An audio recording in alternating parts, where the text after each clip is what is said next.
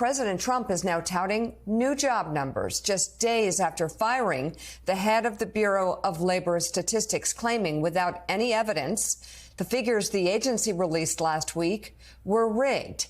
Yesterday, he displayed new numbers found by an economist at the conservative Heritage Foundation. The numbers are based on unpublished data from the Census Bureau, making it difficult to verify independently. Donald Trump just fired the head of the Bureau of Labor Statistics, accusing them of rigging job numbers. And now, he's waving around new data from the Heritage Foundation that nobody can verify. Let's break down the truth behind these numbers and why Wall Street's alarm bells are ringing. I think they did it purposely. In his first 5 months in office, starting in January through the end of June, the average median household income adjusted for inflation for the average family in America is already up $1,174. That's an incredible number. Yeah. Just came out. Just came out. So that's a giant gain. And if I would have said this, nobody would have believed it. There's your number. So let's get this straight. Trump replaces a nonpartisan statistician, cherry-picks numbers from a pro-MAGA think tank, and claims Biden's job creation was inflated by 1.5 million. And without evidence, he says it's not just a mistake, but a conspiracy. There is now a politicization of the statistics and the data that goes into telling all of us just how good or poorly the economy is performing.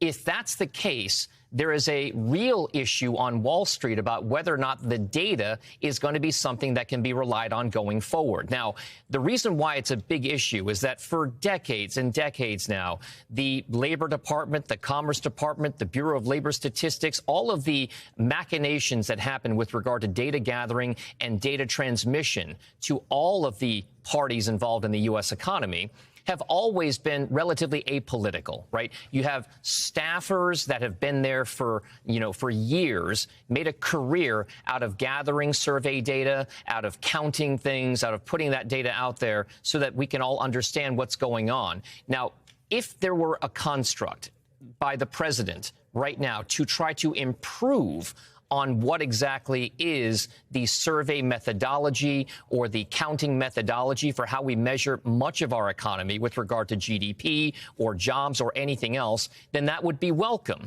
If you can find a better way to do things, then I think that Wall Street would be very supportive of it. But for right now, it appears as though when you march out people who want to emphasize certain things but not others, and then you put it against a backdrop of saying that the Bureau of Labor Statistics had been manipulating the data in the past with no real evidence of that, that's what's causing some of the uncertainty.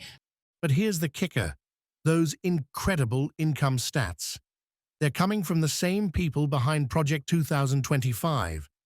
And economists are warning, this isn't about accuracy, it's about politics. World leaders now not only trying to engage with the Trump administration and the White House here with regard to trying to figure out what new deals they can cut, but they're also trying to cut deals amongst themselves on a bilateral, trilateral, unilateral basis between other parties. That is now translating into maybe what we are seeing with regard to some of the macro picture on the U.S. dollar. We've mentioned before that the U.S. dollar's value has been declining over the course of the last several months. That also means, by relative extension, that when the dollar declines in value, other currencies, whether they be in emerging markets or developed economies like in Europe and Asia, those currencies go up in value. That's kind of the main rubber meets the road market impact here. With regard to the U.S. stock market approach, it's somewhat more mixed. I mean, to be fair, we are still near record highs in the market right now. And even with the implementation, with that deadline and the tariffs going into effect on those some 90 countries and the increased tariff rates, the Dow Industrials finished the day off 0.5%, fractionally. And just as this data war heats up, massive new tariffs hit at midnight, up to 39% on our allies. Switzerland, Japan, and dozens of other nations are scrambling to negotiate. Trump's rewriting the numbers, slapping tariffs on allies, and calling career statisticians the deep state. The question isn't whether the economy can survive, it's whether the truth can.